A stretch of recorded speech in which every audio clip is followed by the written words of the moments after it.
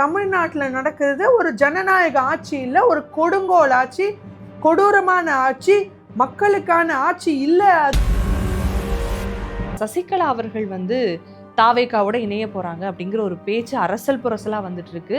இந்த விஷயம் சசிகலா அம்மாவுக்கு அசிங்கம்னு சொல்றேன். பாவம், அவங்க அரசியல் பயணத்துல ஒரு வெக்க கேடுன்னு. திரு விஜய் சார், நான் தான் ஸ்டாரு, நான் தான் களத்துல இறங்குறேன், நான் ரெடி தான் வரவா அண்ணன், நான் இறங்கி வரவானா, நானும் வாங்க சார் வாங்க சார் வாங்க சார்னு வெயிட் பண்ணிட்டு இருக்கோம். தேர்தலே முடிஞ்சிடும் போல இருக்கு. தாவேகான்ற ஒரு கட்சிக்கு தலைவர்னு சொல்லிட்டு திரியிற விஜய் அவர்கள் வெக்கக்கேடு, படு கேவலம். உனக்கும் பெப்ப, உன் அப்பனுக்கும் பெப்ப, உன் தமிழ்நாட்டு மக்களுக்கும் பெப்பன்னு திரும்பி பார்க்காம போயிட்டு இருக்க விஜய் அவர்களே, எலெக்ஷன் வர டைம்ல எலெக்ஷன் வேலையை கவனிக்காம, தேர்தல் வேலையை கவனிக்காம, தான் ஒரு அரசியல்வாதின்னு மறந்துட்டு, தான் ஒரு தாவேகான்னு ஒரு கட்சி தொடங்கினோன்னு மறந்துட்டு, தாவேகா பின்னாடி அவ்வளோ இளைஞர்கள், அவ்வளோ தொண்டர்கள், பாவம் பைத்தியம். இப்படிப்பட்ட ஒரு படு கேவலமான தலைவர், படு கேவலமான அரசியல்வாதி தமிழ்நாடு சரித்திரத்திலேயே பார்த்தது.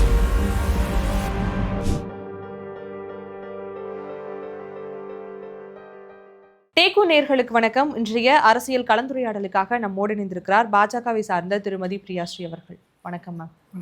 ஒரு 3-4 மாசமா எடுத்துக்கிட்டோம் அப்படின்னா, வட மாநிலத்தவர்கள் மீது ஒரு தாக்குதல் இருக்குல்ல, அது தொடர்ந்துட்டே இருக்கு. இப்போ கொஞ்ச நேரத்துக்கு முன்னாடி கூட ஈரோடுல நினைக்கிறேன், ஒரு ஃபாஸ்ட் ஃபுட் கடையில் ஒர்க் பண்ணிட்டு இருக்கக்கூடிய வட மாநிலத்தவர்கள் மீது ஒரு தாக்குதலை பார்த்துருக்கோம். தமிழக அரசும் இதுக்கு மேலே எந்த ஒரு நடவடிக்கை எடுத்த மாதிரியும் தெரியல. மத்திய அரசும் அமைதி காக்குது ஏன்? ஏன்னா இப்போ வெவ்வேறு இடங்களில் வசிக்கக்கூடிய தமிழர்கள் மீது ஒரு தாக்குதல் நடக்குது அப்படின்னா, தமிழகத்திலிருந்து பல குரல்களானது கொடுக்கப்படும், மத்தியிலிருந்தும் எந்த ஒரு குரலும் கொடுக்கல ஏன்? அதான் இன்னைக்கு பார்த்தீங்கன்னா நல்ல கேள்வி. இன்னைக்கு பார்த்தீங்கன்னா India is a global phenomenon. நம்ம எந்த ஒரு மாநிலத்திலையும் அந்த மாநிலத்தை சார்ந்தவர்கள் ஒரு 40-50% தான் இருக்காங்க. மற்ற மைக்ரெண்ட் ஒர்க்கர்ஸ்னு சொல்கிறோம், இல்லை மற்ற மாநிலத்துலேருந்து பொழைப்பு தேடி வந்தவங்க தான் ஜாஸ்தி. இது தமிழ்நாட்டுக்கு மட்டும் இல்லை, கர்நாடகா, கேரளா, ஆந்திரா, எங்கே எடுத்தாலும் இதுதான் கதை. So because India is becoming global. நம்ம அதனால் இது ஒரு மறுக்க முடியாத ஒரு உண்மையாக இருக்க போய் நான் என்ன சொல்கிறேன், நம்ம மாநில அரசு திமுகவினர் இன்னைக்கு வட மாநிலத்தவரை எப்படிலாம் கூப்பிட்டுருக்காங்க. பான் பரகாக விற்கிறவன், பானிபூரி விற்கிறவன், அப்புறம் அடுத்து டாய்லெட் கழுவுறவன், இப்படிலாம் கூட்டவங்க தான் நீங்கள். நான் கேட்குறேன், இதை எதிர்த்து மோடிஜி அவர்கள் பிரச்சாரம் பண்ணியிருக்காரு பீகாரில். இதை எதிர்த்து பிரச்சாரம் நடக்குது. ஏன் இந்த வட மாநிலத்தவர் மேலே ஒரு தாக்குதல் ஈரோடில் நடக்குது? இங்கே பாருங்க, எப்படி தூக்கி எறிகிறார் பாருங்க, போலீஸு தூக்கி எறிகிறாரு. எங்கேருந்துடா வந்த நாய் அப்படின்னு கேட்குறாரு. நான் சொல்கிறேன் சார், நீங்கள் அதாவது இந்த ஆட்டிடியூட் ஒரு ஒரு ஒரு இடத்துல, ஒரு மாவட்டத்தில், ஒரு ஊரில் வேலை பார்க்குற ஒரு போலீஸ்காரர், மக்களை காக்க வேண்டிய ஒரு சமுதாய பொறுப்பில் உள்ள போலீஸ்காரரோட ஒரு பருப்பான செயல் இது. நான் கேட்குறேன், இதை எப்படி இந்த செயல் இன்னைக்கு வெளிச்சத்துக்கு வந்தது? அண்ணாமலை அவர்கள் பேசியிருக்காரு. அண்ணாமலை அவர்கள், பாஜகவின் தலைவர் அண்ணாமலை அவர்கள் இன்னைக்கு இந்த சிசிடிவி ஃபுட்டேஜை ரிலீஸ் பண்ணி, அந்த கடையில் உள்ள சிசிடிவி ஃபுட்டேஜை ரிலீஸ் பண்ணி இன்னைக்கு அதை வெளிச்சத்துக்கு கொண்டு வந்ததுனால மட்டும்தான் இன்னைக்கு நம்ம மாநிலம் எப்படி மக்களை வஞ்சிக்குது. இது அதாவது தமிழ் மக்களோட கதியே இன்னைக்கு நடுத்தரு தான். அப்போ மற்ற மாநிலத்தோட வந்த மக்களோட கதி என்ன கேட்கணுமா வேணும்? அதனால் இன்னைக்கு மக்களின் பாதுகாப்பை சந்திஸ் இருக்குது. மக்களை காப்பாற்ற வேண்டிய ஒரு போலீஸே இன்னைக்கு மக்களுக்கு எதிராக, நீதிக்கு எதிராக துஷ்பிரயோகம் பண்ணப்பட்டிருக்கு. இதுக்கு பதில் சொல்ல வேண்டியது திரு முத்துவேல் கருணாநிதி ஸ்டாலின் அவர்கள் மட்டுமே. ஏன்னா தமிழ்நாடு போலீஸ் அவரோட முழு கண்ட்ரோல், டைரக்ட் கண்ட்ரோல் இருக்கு. இதுக்கு அவரோட பதில் என்னன்னு நான் கேட்குறேன். இன்னைக்கு அண்ணாமலை அவர்கள் சொல்லியிருக்காரு, இன்னைக்கு வட மாநிலத்தவர் மற்ற மாநிலங்கள்லேருந்து வந்தவங்க தான் இன்னைக்கு ரோட்வேஸாக இருக்கட்டும், இன்னைக்கு ஹைவேஸ் கன்ஸ்ட்ரக்ஷனாக இருக்கட்டும், பிரிட்ஜு கன்ஸ்ட்ரக்ஷனாக இருக்கட்டும், இன்னைக்கு ரயில்வேஸாக இருக்கட்டும், இன்னைக்கு பல பப்ளிக் ஒர்க்ஸில் அவங்க தான் ஒர்க் பண்ணுறாங்க.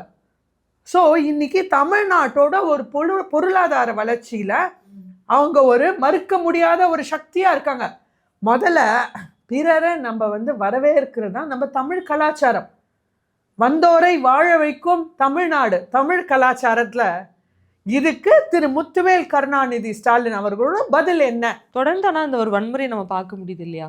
வட மாநிலத்தவர்களை தாக்குறது, அதுவும் போதைப் பொருட்களை பயன்படுத்தி தாக்குறது, குடும்பத்தையே அழிக்கிறது, இந்த மாதிரியான தொடர்ந்து இந்த வன்முறைகளை பார்த்துட்டு இருக்கிறப்போ மத்தியில இருந்து ஒரு வலுவான குரல் வந்தா ஒருவேளை இதற்கான இந்த பிரச்சனைகளுக்கான ஒரு முற்றுப்புள்ளி இருக்குமோன்னு பார்க்கப்படுது. அதாவது இன்னைக்கு பார்த்தோன்னா வட மாநிலத்தவரை தாக்குறதோ, போதைப் பொருள்ல அவங்க தாக்கப்படுறதோ நிறைய இடத்துல பார்த்தோன்னா இது ஆளும் கட்சியினரோ இல்லை ஆளும் கட்சியின் பவர் பின்னாடி இருக்கிற சில பேர் தான் இதில் இன்வால்வ்டாக இருக்காங்க. மேக்ஸிமம் கேஸில் பார்த்தீங்கன்னா அதாவது வட மாநிலத்தவரை விடும் மக்களை தாக்கப்படுறாங்க, எல்லா மக்களும்.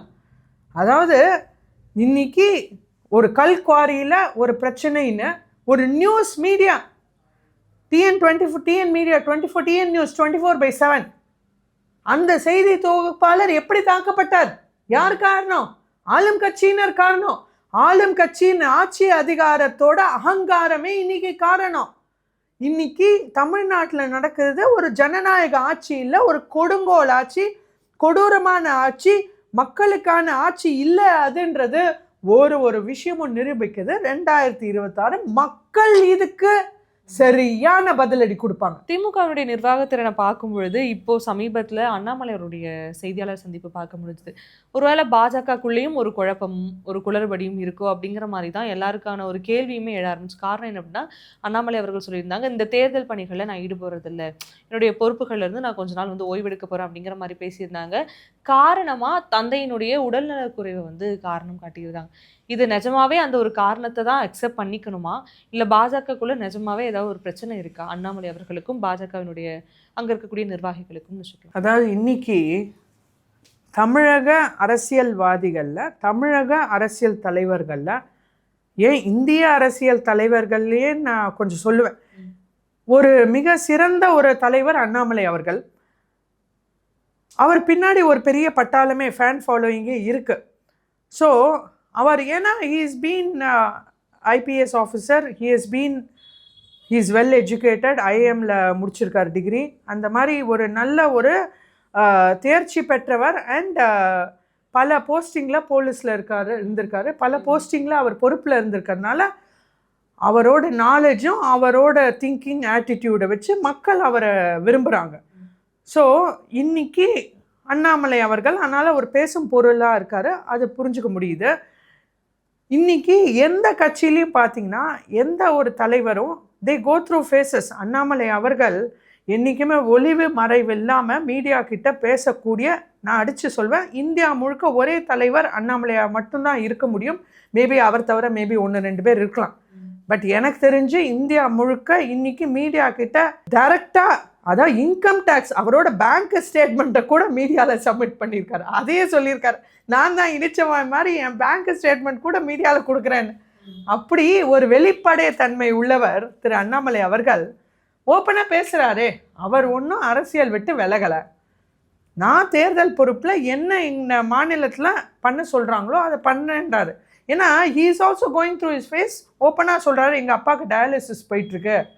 அதனால் ஏன்னா டயாலிசிஸ்ன்றது ஒரு பெரிய விஷயம். டயாலிசிஸ்ன்றது தினம் அந்த ஒரு நபரை டயாலிசிஸ் கோத்ரூ பண்ணுறவங்கள தினம் பல விஷயங்கள் பல இடத்துல கவனிக்க வேண்டியிருக்கும். அவங்கள இங்கே கூட்டிகிட்டு போகணும், அங்கே கூட்டிகிட்டு போகணும், செக்கப்பு, டாக்டர் ரெவ்யூ, டயாலிசிஸ் கூட்டிகிட்டு போகணும். அது சாதாரண ஒரு விஷயம் இல்லை. எல்லாருக்கும் நிறைய பேருக்கு தெரியும், நிறைய பேர் ஃபேஸ் பண்ணியிருப்பாங்க, அவங்க டைரெக்டாகவோ ஃப்ரெண்ட்ஸ் மூலமாகவோ பார்த்துருப்பாங்க. ஸோ ஒரு டயாலிசிஸ் சுச்சுவேஷனில் இருக்கார். அன்ஃபார்ச்சுனேட்லி எலெக்ஷன் டைமும் இதுவும் இதானனால அவர் விலகிக்கிறேன்னு ஓப்பனாக பேசுகிறாரு. அதுக்குன்னு ஏன்னா அவருக்கு ஒரு பர்டிகுலர் பொறுப்போ அவர் ஒரு இடத்துல நிற்க போகிறாருன்னு ஆயிடுச்சுன்னா அவர் முழுக்க முழுக்க முழுக்க சும்மாவே அவர் சும்மாவே அவர் அரசியல் களத்தில் ரொம்ப ஆக்டிவாக இருக்கக்கூடியவர். இன்னைக்கு தமிழகத்தில் தமிழ் மக்களுக்கு மக்களுக்கு ஒரு பிரச்சனைன்னா தமிழகத்தில் மட்டும் இல்லை, ஏன் இந்தியா முழுக்க, ஏன் டெல்லி பிளாஸ்ட் போது கூட அவர் பேசினார். முதலமைச்சரை கூட ட்வீட் போடாத போது அண்ணாமலை அவர்கள் ட்வீட் போட்டார். ஸோ இன்னைக்கு இந்தியா முழுக்க இந்தியர்களுக்கு ஒரு பிரச்சனைனா இன்னைக்கு முதல் களத்தில் பேசுறது அண்ணாமலை அவர்கள் மட்டுமே. அப்படி அரசியல்ல ஆக்டிவாக இருக்கிறவர் இன்னைக்கு ஏன் பொறுப்பு வேண்டான்னு பேசியிருக்காருன்னா அவருக்கு ஒரு பர்சனல் இஷ்யூ, அதையும் ஓப்பனாக சொல்லியிருக்காரு. ஏன்னா பொறுப்புன்னு இருந்தால் அதுவும் தேர்தல் 2 மாதமே இருக்க போய் அவர் 24/7 அங்கே நிற்கணும், களத்தில் நிற்கணும். எந்த எக்ஸ்கியூஸும் சொல்ல முடியாது. ஒரு பொறுப்புன்னு ஏற்றுட்டா ஹேட்ஸ் ஆஃப் டு ஹிம். அவர் ஒரு நல்ல தலைவர், நல்ல மனிதன் அடிப்படையில்ன்றது இது மூலமாக நிரூபிச்சிட்டாரு. ஏன்னா 5 வருஷமாக ஒரு அரசியல்வாதி வெயிட் பண்ணுறது இந்த தேர்தல் நேரத்துக்கு தான். தேர்தல் நேரத்தில் நம்ம நிற்கணும், ஜெயிக்கணும், ஒரு போஸ்ட் பதவி வாங்கணுன்றது ஒரு அரசியல்வாதியோட கனவு. அப்படி இருக்கிறப்போ இந்த நேரத்தில் ஒரு பர்சனல் இதுக்கு இம்பார்ட்டன்ஸ் கொடுத்து ஒரு நல்ல மனிதனா தன் தந்தைக்கு எனக்கு அதுதான் முதல் கடமைன்றார். ஸோ அவர் தந்தைக்கு முதல் இம்பார்ட்டன்ஸ் கொடுத்து இந்த டைம் அவர் பதவியை விட தன்னோட உறவினருக்கு குடும்பத்துக்கு இம்பார்ட்டன்ஸ் கொடுத்து அவர் அதை ஓப்பனாக பேசியிருக்கார் பாருங்க. Hats off to him. இவர் ஒரு மிக சிறந்த மனிதன், மிக சிறந்த தலைவர். ஓகே, ஆனால் நீங்கள் முன்னாடி பேசும்போதுமே சொல்லி அவருக்குன்னு ஒரு ஆதரவு இருக்க தான் செய்யுது. ஏன்னா ஒரு காக்கி சட்டையில இருந்த ஒரு மனிதர் ஒரு வெள்ளை வேட்டியை நோக்கி வராருங்கிறப்போ ஒரு எதிர்பார்ப்புமே இருந்துச்சு. சரி வராரு, மக்களுக்கு ஏதோ செய்ய போறாருங்க ஒரு எதிர்பார்ப்புனால அவர் பின்னாடி ஒரு கூட்டமும் உருவாக ஆரம்பிச்சுது. இப்போ நான் அந்த பதவியில இருந்தும் பொறுப்புல இருந்தும் கொஞ்சம் பின்வாங்கிக்கிறேன் அப்படின்னு சொல்லும் பொழுது இவருக்கான ஆதரவர்கள் இவருக்கான ஆதரவாளர்கள் நாங்க ஏன் இவரே இல்லை, நாங்க ஏன் பாஜகவுக்கு ஓட்டு போடணுங்கிற ஒரு நிலை உருவாக வாய்ப்பு இருக்கா? அதாவது இவர் அரசியல்லேருந்து விலகுகிறேன்னு சொல்ல, பாஜகலேருந்து விலகிறேன்னு சொல்ல, எனக்கு பொறுப்பை எடுத்துக்கக்கூடிய ஒரு தருணத்தில் நான் இல்லை. ஆனால முழு நேர பொறுப்பு என்னால் முடியாது. இல்லை, ஒருத்தருக்கு இப்போ ஓட் போடுறோம் அப்படின்னா ஓகே இவங்க பதவி பொறுப்பில் வந்துட்டாங்க அப்படின்னா நமக்கானதை செய்வாங்கன்ற ஒரு நம்பிக்கையின் அடிப்படையில் தான் நம்ம ஓட் போடுவோம்.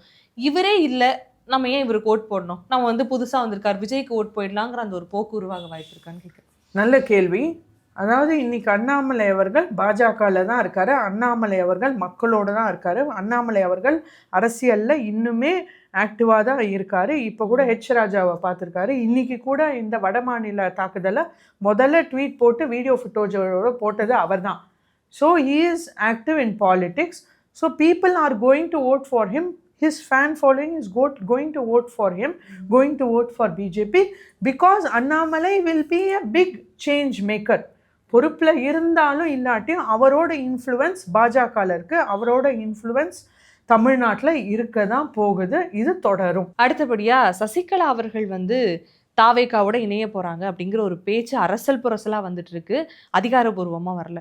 ஒருவேளை சசிகலாவும் தாவேகாவோட இணைந்துட்டாங்க அப்படின்னா அது அதிமுகவுக்கும் அதிமுகவினுடைய கூட்டணிக்கும் ஒரு மிகப்பெரிய சர்க்கிளாக இருக்குமா? அதாவது நீங்கள் சசிகலா மேடம் இன்னைக்கு தாவேகால இணைஞ்சிட்டாங்கன்னா இது அதிமுகக்கும் திமுகக்கும் சரிவான்ற பேசுறதுக்கு முன்னாடி சசிகலா அம்மாவுக்கு பெரிய சரிவு. ஏன்னா சசிகலா அம்மா செங்கோட்டையன் அவர்கள்லாம் நம்ம தமிழ்நாட்டை ஆண்ட மிக சிறந்த தலைவர்கள். திரு எம்ஜிஆர், ஜெயலலிதா அம்மா அவங்க ஆட்சி பொறுப்பில் இருந்தப்போ அந்த களத்தை பார்த்து சந்திச்சு வந்த தேர்ச்சி பெற்ற அரசியல்வாதிகள் கொஞ்சம் பேரில் இவங்கெல்லாம் இந்த பெயர்கள். அதனால் இன்னைக்கு இந்த விஷயம் சசிகலா அம்மாவுக்கு அசிங்கம்னு சொல்கிறேன். இன்னைக்கு இது சசிகலா அம்மாவுக்கு பாவம், அவங்க அரசியல் பயணத்தில் ஒரு வெட்கக்கேடுன்னு சொல்கிறேன். ஏன்னா செங்கோட்டையன் அவர்கள் மாதிரி ஒரு தமிழ்நாட்டின் மிக சிறந்த அரசியல் தலைவர், எம்ஜிஆர் காலத்திலேருந்தே இருந்த அரசியல் தலைவர், பல தடவை மந்திரி ஆகி எம்எல்ஏ ஆகி பல பொறுப்பில் இருந்த ஒரு அரசியல் தலைவருக்கே இன்னைக்கு தாவேக்கால மதிப்பில்லை. அவரே அங்கே போய் இன்னைக்கு நோஸ்கட் வாங்கிட்டு பாவம் தலைவர் அப்படின்னு தானே சொல்லிட்டு தெரியுற விஜய் அவர்களை பார்க்கறதுக்கு கூட அவருக்கு ஒரு அப்பாயின்மெண்ட் கிடைக்காம இன்னைக்கு அங்கேயும் இங்கேயும் அவர் அல்லாடிட்டு இருக்காரு. சசிகலா அம்மா உங்களுக்கு இது தேவையா யோசிச்சுக்கோங்க. சசிகலா அவர்கள் போனாலும் அது வந்து அதிமுகவுக்கு வந்து பாதிப்பெல்லாம் எதுவும் இருக்காது அப்படிங்கிற மாதிரியான ஒரு கருத்தை தான் நீங்க முன்வைக்கிறீங்க இல்லையா? வேணா அது அவங்களுக்கே வேணா ஒரு பாதகமான ஒரு சூழ்நிலையை உருவாக்கி கொடுக்கலாம். அண்மையில ஒரு செய்தி ஒன்று பார்த்தேன், எனக்கு சரியா ஞாபகம் இல்லை. ஆனா செங்கோட்டையன் அவர்கள் அதிமுகவை வந்து விமர்சித்து ஒரு கருத்தை ஒன்று வந்து பதிவிட்டிருந்தார். நீங்க பார்த்துருப்பீங்கன்னு நினைக்கிறேன். எனக்கு என்னன்னா, ஒரு விசுவாசம் அப்படிங்கிறது அவர் தொடங்கின ஒரு இடத்துல இருக்கு இல்லையா, அங்க கண்டிப்பா இருக்கணும். அம்மாவால உருவாக்கப்பட்ட ஒரு கட்சினாலும், அம்மா இப்ப இல்லைனாலும் ஆரம்பிச்ச ஒரு இடத்துக்கான ஒரு விசுவாசம் இருக்கணும். இங்க இருந்து ஒரு சில காரணங்களால அவர் இங்க போயிருக்காரு. ஆனா அதிமுக முழுவதுமா விமர்சிக்கிறதுன்னு ஒரு விஷயம் இருக்குல்ல, அதை எப்படி பாக்குறீங்க? திரு செங்கோட்டையன் அவர்கள் மிக சிறந்த, தமிழ்நாட்டுக்கு ஒரு மிக சிறந்த அரசியல்வாதி. அதனால அவர் கருத்து வந்து ரொம்ப முதிர்ச்சி பெற்ற கருத்து. ஆனா அவர் ஒரு நிலைப்பாடுல இருக்கார். இன்னைக்கு ஒரு இடத்துல தள்ளப்பட்டிருக்காரு. அதனால அவர் அந்த இடத்துல இருந்து பேசிதான் ஆனும். அதனால அவர் இடத்த நினைச்சு, அவர் நிலையை நினைச்சு, அவர் மனநிலையில எந்த அளவு அவர் குழப்பத்துல இருப்பாரு, பாவம் இங்கிட்டு போறதா அங்கிட்டு போறதான்னு அல்லாடிட்டு இருக்க இன்னைக்கு நடு தெருவில் நிற்கிற செங்கோட்டையன் அவர்களை பார்த்து எனக்கு பரிதாபமா இருக்கு. என்னோட அனுதாபங்களையும் பரிதாபங்களையும் அவருக்கு தெரிவிச்சுக்கிறேன். இங்க இருந்து போயிட்டு பாவம் அவரால் என்ன பண்றதுன்னு தெரியாம காலத்தினுடைய கட்டாயத்தினால இப்படி எல்லாம் பேசுறாரு அப்படிங்கிற ஒரு கருத்தை முன் வச்சிருக்கீங்க. ஓகே, பொறுத்திருந்தா பார்க்கணும் அவருக்கு என்ன மாதிரியான பதவிகள் வந்து கொடுக்கும். ஏன்னா வந்து யாரை நம்பி அந்த கட்சிக்கு போனாரோ அவரையே பார்க்க முடியல அப்படிங்கிற விஷயத்த வந்து செய்தித்தாள்கள் தினந்தோறும் பார்க்க முடியுது.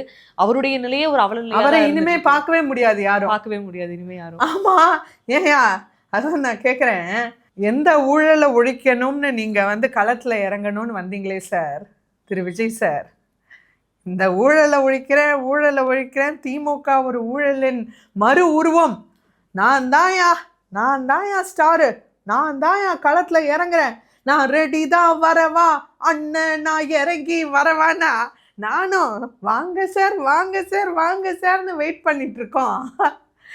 இப்போ வருவார்னு தேர்தலே முடிஞ்சிடும் போல இருக்கு. அந்த மாதிரி இன்னைக்கு இந்த ஜனநாயகத்தில் இன்னைக்கு யூடியூப்லேயும் சோஷியல் மீடியாலையும் ட்ரெண்டிங்காக வைரலாக திரு விஜய் சார் இருக்கிறது என்ன ஒரே காரணம், ஜனநாயக மூவிக்காக தான், தேர்தலுக்காக இல்லை. இன்னைக்கு வைரலாக ட்ரெண்டிங்காக இருக்கிறது என்ன காரணம், கேவலம் ஒரு 1.5 கோடி டாக்ஸ் எவேஷன், வரி கட்ட மறுக்கிறாரு. அதாவது நான் கேட்குறேன், ஊழலை ஒழிக்கணும்னு சொன்னீங்களே விஜய் சார், நான் கூட நம்பிட்டேன் சில நேரம். 2015 புலி படம், 2015 புலி படத்தில் 30 கோடி நான் சம்பளம் வாங்கினேன்னு அவர் சொல்லியிருக்காரு. கவர்மெண்ட்டு டிக்ளேர் பண்ணியிருக்காரு, டாக்ஸ் டிக்ளேர் பண்ணியிருக்காரு. 2019 கவர்மெண்ட் இன்கம் டேக்ஸில் கண்டுபிடிச்சிருக்காங்க அவர் வாங்கின ஒரிஜினல் சம்பளம் 45 கோடி, 30 கோடி இல்லை அப்படின்னு. அப்போ அவங்க என்ன சொல்லியிருக்காங்கன்னா, 15 கோடி நீங்கள் ஜாஸ்தி வாங்கியிருக்கீங்க, இந்த 15 கோடிக்கான வரி 1.5 கோடி கட்டுங்க. என்னையா தப்புன்ற, என்ன தப்பு இருக்கு? உங்களை அரெஸ்ட் பண்ணாங்களா, உள்ள தள்ளினாங்களா, நீங்கள் ஏன் பொய்யா சொன்னீங்கன்னு சொன்னாங்களா? மீதியை கட்டுங்க தானே சொன்னாங்க. இதில் என்ன தப்புன்றேன். இதுக்கு நீங்கள் கோர்ட்டுக்கு போய் நின்று விஜய் அவர்கள் வெக்க கேடு, இன்னைக்கு தாவேகான்ற ஒரு கட்சிக்கு தலைவர்னு சொல்லிட்டு திரியிற விஜய் அவர்கள் வெக்க கேடு, படு கேவலம். இன்னைக்கு அவர் சொல்றாரு, ஆமாயா நான் சொன்னேன், 2015 நான் சொன்னேன், நான் புலிக்கு 30 கோடி தான் நான் சம்பளம் வாங்கினேன், நான் சொன்னேயா, நான் போய் தான்யா சொன்னேன், நான் உடான் சுட்டேயா, நான் பீத்தினேயா, தப்பா தான்யா பேசினேன், நான் அப்படிதான்யா பேசுவேன், நான் தப்பா தான் பேசினேன். 30 கோடி வாங்கினேன். ஆனா நீங்க எப்ப கேட்டிருக்கணும், நீங்க டாக்ஸை எப்ப கேட்டிருக்கணும்? சட்டப்படி நீங்க 2015 வாங்கினா நான் அந்த 15 கோடி எக்ஸ்ட்ராவை, அதுக்கான வரியை நீங்க 2017 கேட்டிருக்கணும். அது எப்படி நீங்க 2 வருஷம் தள்ளி வந்து 2019 கேட்பீங்க? நீங்க காலம் கடந்து வந்து கேட்குறீங்க, நான் டேக்ஸ் கட்ட மாட்டேன், உனக்கும் பெப்ப, உன் அப்பனுக்கும் பெப்ப, உன் தமிழ்நாட்டு மக்களுக்கும் பெப்பன்னு திரும்பி பார்க்காம போயிட்டு இருக்க விஜய் அவர்களே, நான் கேட்குறேன், ஏன்யா டாக்ஸ் பணம்ன்ற என்ன? பல கோடி சம்பாதியம் விட்டுட்டு நான் இன்னைக்கு களத்தில் இறங்கியிருக்கேன்னு மைக்கு பீத்தினீங்களே. பல 100 கோடி சம்பாதியம் ஒரு படத்துக்கு வாங்குற நீங்க 1.5 கோடி ஒரு பச்சா காசு, 1.5 கோடி ஒரு பச்சா காசு, பாக்கெட் மணி மாதிரி உங்களுக்கு நீங்க ஒரு ரோல்ஸ் ராய்ஸோ இன்னைக்கு ஒரு மெசரட்டியோ ஒரு ஃபெராரியோ நீங்க புகட்டியோ இம்போர்ட் பண்ணும்போது அதுக்கே நீங்க இதை விட ஜாஸ்தியா வெறும் ஷிப்பிங் காஸ்டே கட்டுவீங்களே, அதுக்கே 3-4 கோடி நீங்க ரோட் டாக்ஸும் ஷிப்பிங் காஸ்ட்டும் கட்டுவீங்களேயா? இந்த 1.5 கோடி இன்னைக்கு உங்களுக்கு மக்களுக்கு தர வலிக்குதா? நான் கேட்குறேன். ஒரு 1.5 கோடி டாக்ஸ்ன்றது என்ன, வரின்றது என்ன? இது ஒரு தாவேக்காவினரும் ஒரு விஜய் ரசிகனும் தயவு செய்து புரிஞ்சுக்க வேண்டிய விஷயம். அப்புறம் உங்க முடிவு எடுங்க யாரை சப்போர்ட் பண்ணணும்னு. இன்னைக்கு டாக்ஸ்ன்றது என்ன, வரின்றது என்ன? அந்த அதாவது ஒரு அரசாங்கத்தின் வருமானம் இன்னைக்கு முக்கியமான வருமானம் டாக்ஸ், வரி. இன்னைக்கு அந்த வரி பணத்திலேருந்து தான் கவர்மெண்ட் அரசாங்கம் மக்களுக்கு பல திட்டங்கள் அனௌன்ஸ் பண்ணுது. மகளிருக்கான திட்டங்கள், மாணவர்களுக்கான திட்டங்கள், ஊனமுற்றோருக்கான திட்டங்கள், முதியோருக்கான திட்டங்கள், அடுத்து ரேஷன் கடையில் அரிசி பருப்பெல்லாம் கொடுக்கறது இன்னைக்கு இந்த வரி பணத்திலே தானேயா? அந்த 1.5 கோடியை தானமா மக்களுக்கு, தமிழ் மக்களுக்கு கொடுத்துட்டு போயேயா. 1.5 கோடிக்கு போய் இப்படி நாயா பேயா, அதுவும் எலெக்ஷன் வர டைம்ல எலெக்ஷன் வேலையை கவனிக்காம, தேர்தல் வேலையை கவனிக்காம, தான் ஒரு அரசியல் மாதின்னு மறந்துட்டு, ஒரு தாவேக்கான்னு ஒரு கட்சி தொடங்கினோன்னு மறந்துட்டு, தாவேக்கா பின்னாடி அவ்வளோ இளைஞர்கள், அவ்வளோ தொண்டர்கள் பாவம் பைத்தியமா அவங்க திரிஞ்சிட்டு இருக்காங்கன்றத மறந்துட்டு கேவலம் இந்த 1.5 கோடிக்காக கோர்ட்டுக்கும் கேஸுக்கும் அலைஞ்சிட்டு இருக்காரு விஜய் அவர்கள். இப்படிப்பட்ட ஒரு படுகேவலமான தலைவர், படுகேவலமான அரசியல்வாதி தமிழ்நாடு சரித்திரத்திலேயே பார்த்ததில்லை. விஜய் அவர்கள் அரசியல் விட்டு விலகிறதே நல்லது. தாவேக்காவை மூடிட்டு போனா நல்லது. அட்லீஸ்ட் அந்த இளைஞர்களோட வாழ்க்கை சீரழியாம அவங்க கரெக்டான பாதையில போவாங்க. ஓகே, நீங்கள் இப்போ பகிர்ந்துக்கிட்ட ஒரு விஷயம் நிறைய இளைஞர்கள் சிந்திக்க வேண்டிய ஒரு விஷயம்தான். ஏன்னா வரி அப்படிங்கிறது ஒவ்வொரு தனிநபர் மீதும் சுமத்தப்படக்கூடிய ஒரு சுமையாக தான் பார்க்கணும். இந்த ஒரு கருத்துக்கு ரொம்பவே நன்றி. சாதாரண மக்களே வரி கட்டுறாங்களே, நான் வரி கட்டுறேன், நீங்க வரி கட்டுறீங்க, நம்ம எல்லாருமே வரி கட்டுறோம். எதுக்கு? ஏன்னா நம்மளை தாண்டி ஒரு இன்னைக்கு போய் ஒரு ஊனமுற்றோர் போய் அவங்களால ஒரு 4 காசு சம்பாதிக்க முடியாத ஒரு நிலையில இருக்க பாவம் ஒரு வயசான பாட்டிமா, ஒரு பாவம் ஒரு விதவைகள், இவங்களுக்கெல்லாம் என்னைக்கு என்ன வாழ்வாதாரம்? அவங்களுக்கு நம்ம சம்பாதிக்கிற ஒரு 1000 ரூபாயிலேருந்து அவங்களுக்கு ஒரு 10 ரூபாய் கொடுத்துட்டு போவோம் அப்படின்ற ஒரு மனநிலை தானே. அந்த மனநிலை ஒரு சாதாரண மக்களுக்கே இருக்கிறப்போ, ஒரு தலைவனுக்கு நாளைக்கு நான் எல்லாரையும் லீட் பண்ண போறேன், லீட் டு சேஞ்ச்னு சொல்ற ஒரு தலைவருக்கு முதன்மை பொறுப்பு இதுதான். நிச்சயமா. ரொம்பவே நன்றி மேம். இந்த ஒரு நேர்காணலுக்கு உங்களுடைய நேரத்தை எனக்காக செலவழித்து உங்களுடைய அரசியல் தொடர்பான கருத்துக்களை என்னோட பகிர்ந்துருக்கீங்க. வாய்ப்பு இருந்தால் மீண்டும் சந்திப்போம். நன்றி.